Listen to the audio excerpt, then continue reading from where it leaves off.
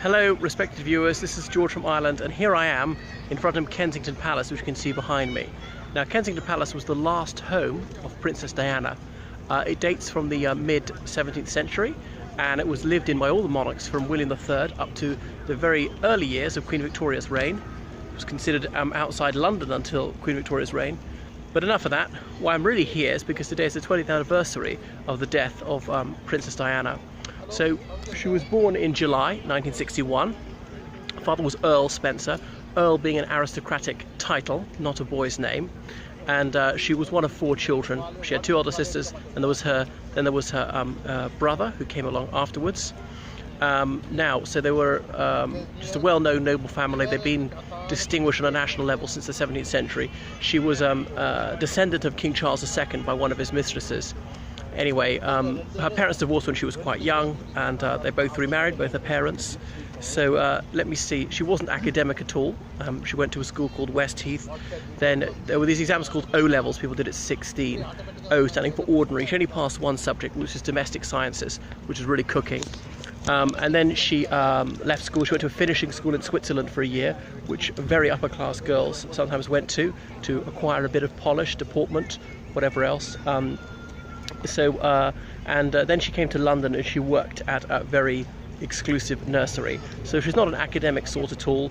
She was not particularly slim until her teenage years. She felt very much like a Cinderella, and one of her elder sisters had a brief liaison with Prince Charles.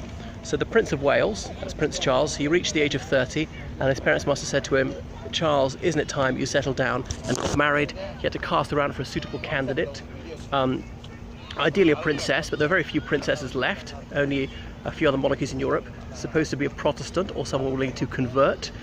If it was, from one of those Protestant royal families, that'd be Norway, Sweden, the Netherlands, Denmark. Those are the only ones. There were no suitable candidates about the right age, or whom he liked or liked him. Could be from a noble family. There was no rule to him marrying an ordinary woman from an ordinary background. However, there was a strong expectation to be somebody upper class, someone who was thought to be a virgin, didn't have an obvious boyfriend beforehand. So the Spencer family's home, Althorpe, is very close to one of the royal family's estates, and they used to go around and use the pool because that royal house didn't have one. He got to know her in the summer of 1980. Then she was invited up to Balmoral, where the royal family goes every August. The press photographers saw her there, and then it was leaked to them that she was his girlfriend, known as Shy Di, as in Shy Diana. Lady Diana Spencer was followed everywhere.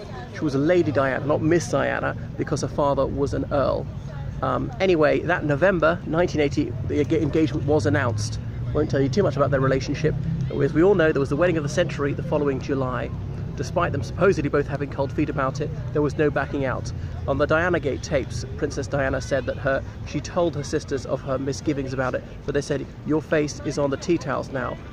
You cannot pull out of this." As in, all the memorabilia had been made and souvenirs being sold, world leaders had been invited, and for any bride to change her mind at the last moment would cause huge ructions. But when it was meant to be such a magnificent wedding, watched by about 20% of the world's population, it was going to cause the most enormous earthquake if she were to change her mind at the last possible minute. So she felt she had to go through with it. She said she was very dispirited, but if you look at the footage of their wedding, even through the veil, she seems very cheerful. Well, anyway, we'll fast forward to her death 20 years ago today, and you can see there are many well-wishers here. 20 years ago, the flowers, the floral tributes went all the way from there and all the way up here to the road beyond. 500 meters of flowers. If only people had given that money to the charities which she supported. So her sons, Prince William and Prince Harry, they're spending the day in private, grieving. They're not going to be crying on camera, which some people who are rather, voyeuristic would like to see. So that's enough about Princess Diana. Perhaps another time I'll tell you more when I film other spots which are relevant to the late Princess of Wales.